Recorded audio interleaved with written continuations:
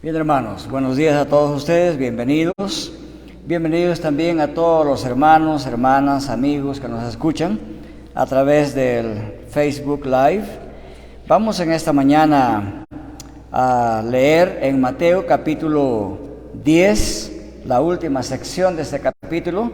Está conformada por los versículos 34 al 42. Dice así este pasaje: No penséis que vine a traer paz a la tierra. No vine a traer paz, sino espada. Porque vine a poner al hombre contra su padre, a la hija contra su madre, y a la nuera contra su suegra. Y los enemigos del hombre serán los de su misma casa. El que ama al padre o a la madre más que a mí, no es digno de mí. Y el que ama al hijo o a la hija más que a mí, no es digno de mí. El que no toma su cruz y sigue en pos de mí, no es digno de mí. El que ha hallado su vida, la perderá. Y el que ha perdido su vida por mi causa, la hallará. El que os recibe a vosotros, a mí me recibe. Y el que me recibe a mí, recibe al que me envió.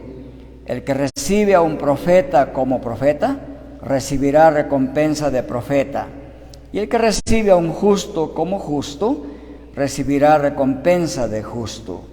Y cualquiera que como discípulo dé de beber, aunque sea solo un vaso de agua fría, a uno de estos pequeños, en verdad os digo que no perderá su recompensa.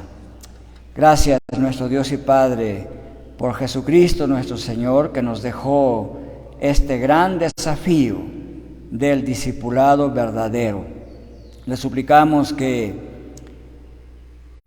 nos ayude a superar todas nuestras deficiencias, pecados y defectos y deslealtades que hay en nuestra vida, para, oh Dios, con su gracia y su poder, podamos serle leales como discípulos de Cristo en todo, y que podamos amar a Dios sobre todas las cosas y amar a Jesucristo sobre todo y sobre todas las cosas. Se lo suplicamos en el nombre de Jesús. Amén. Bien, Jesús ha empezado en las secciones anteriores de Mateo a explicar y advertir a sus discípulos el costo que tiene ser discípulo de Cristo.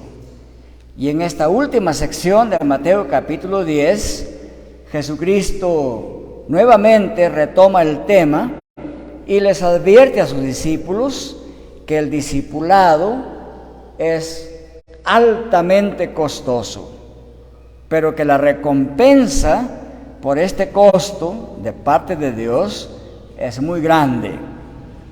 Y digamos que la esencia de este pasaje responde a esta pregunta: ¿quién es digno de ser discípulo de Cristo? O podemos decir también, ¿en qué consiste la dignidad de ser discípulo de Cristo? Y esa es la esencia del pasaje, porque 3 veces se repite esta frase de Jesucristo y dice: el que no hace tal cosa no es digno de mí, el que no hace la otra cosa no es digno de mí, y el que no toma su cruz y me sigue no es digno de mí. En la literatura griega, cuando una frase se repite varias veces, eso significa que esa es la esencia o el énfasis del pasaje. De manera que si tendríamos que poner un título a este pasaje, el título sería así: las implicaciones de la dignidad de ser discípulo de Cristo. O podríamos decir también, quién y cómo un discípulo se hace digno de Cristo. Muy bien, entonces esta enseñanza acerca del alto costo que implica el ser digno discípulo de Cristo está estructurada de la siguiente manera.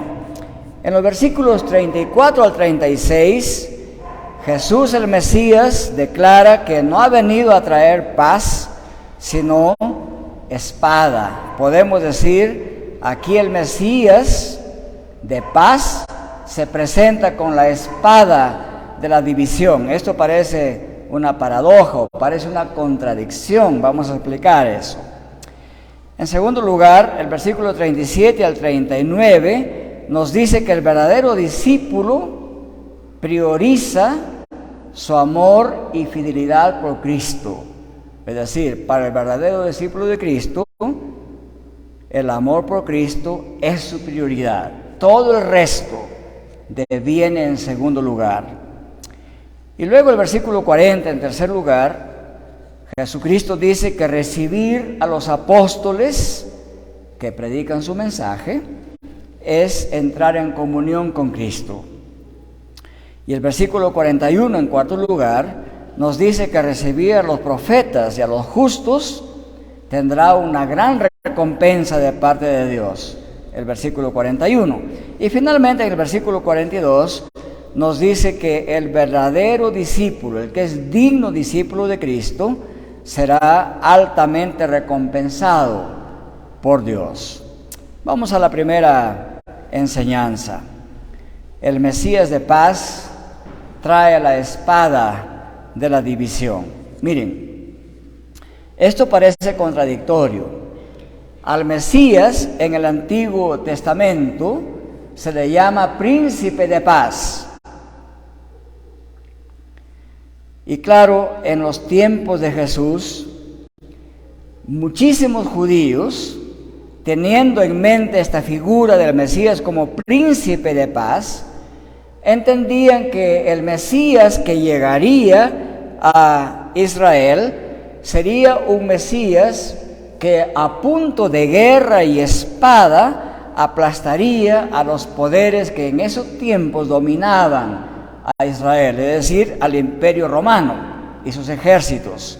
Entonces ellos esperaban un Mesías que use la paz, que use la guerra y la espada para liberarlos del yugo de la opresión, y por efecto de esa liberación ellos tendrían paz y prosperidad material.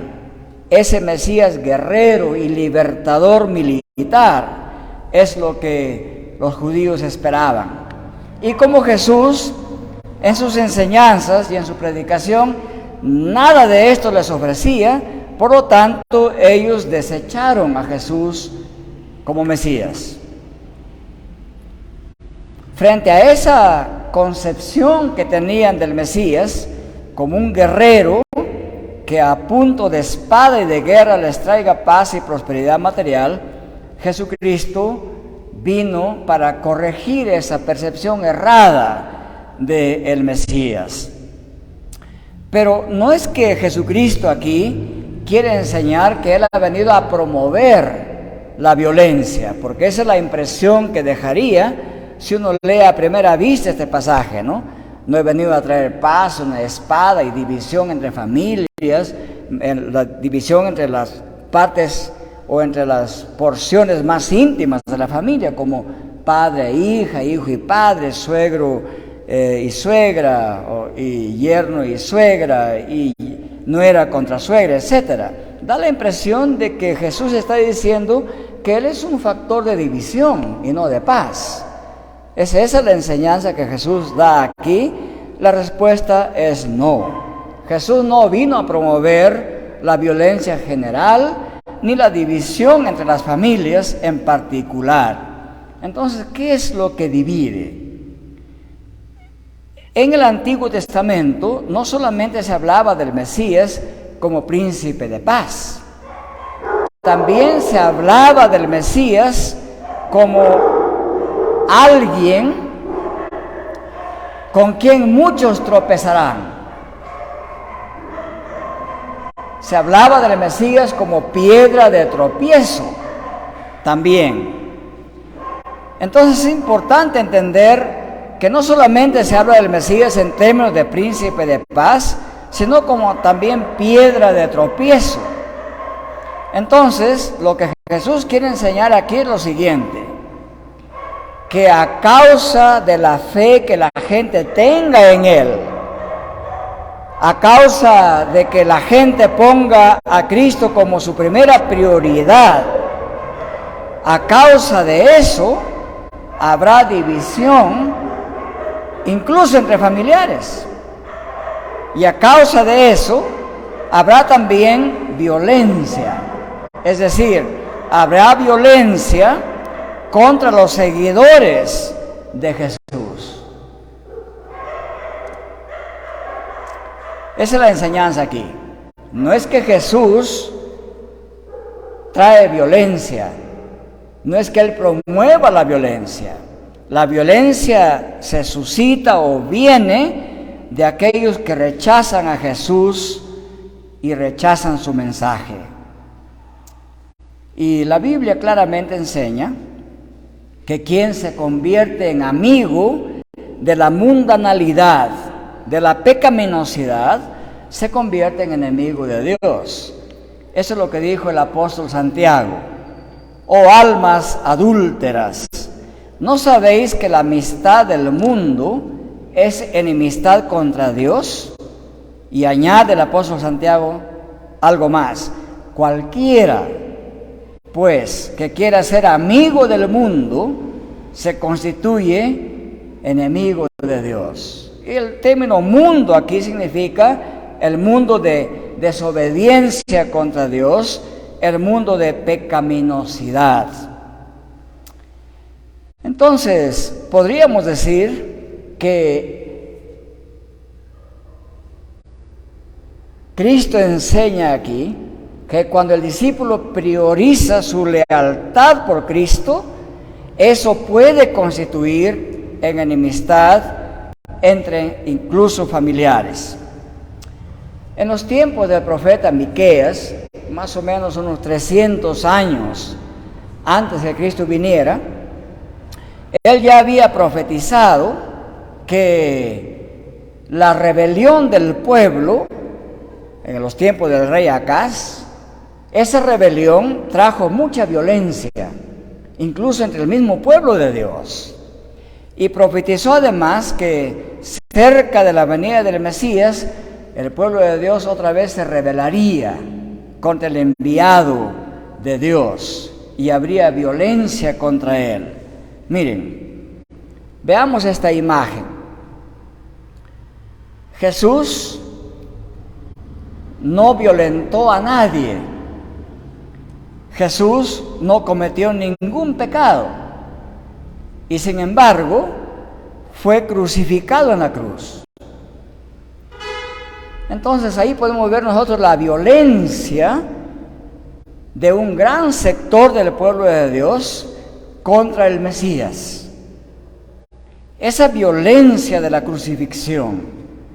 A nosotros cuando hablamos de crucifixión nos parece algo muy suave, ¿verdad? Pero piensen ustedes en clavos hechos a mano, clavos de hierro de 10 centímetros de largo, clavados en esta parte de las muñecas de Jesús y en los pies de Jesús mientras estaba vivo, después de haber cargado semejante cruz, vivo, cansado y agotado, y le clavan con la comba inmensos clavos en los pies y en las manos. Bueno, si eso no sería violencia, entonces la violencia no existiría.